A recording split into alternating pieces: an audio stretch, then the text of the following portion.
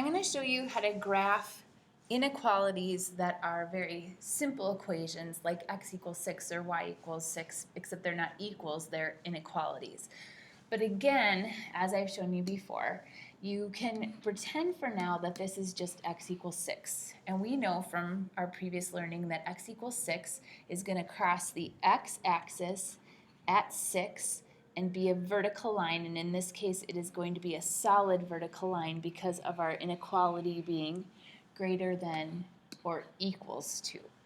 Now, we have to shade one side of the line or the other, so we are going to pick a test point, and usually, unless the line goes through it, our test point is 0, 0.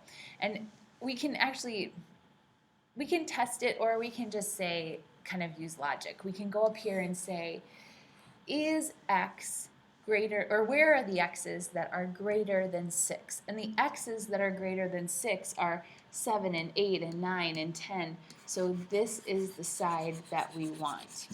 If you did a test, like I started to say originally, you would put 0 in for x, and this would become the equation, is 0 greater than or equal to 6? Question mark. And no, it's not. So then we would shade the other side of the line, not the side that 0, 0 is on. Let's try that over here. So we pretend that this is the line y equals 6. And we find 6 on the y-axis, here it is, and we draw a horizontal line through 6.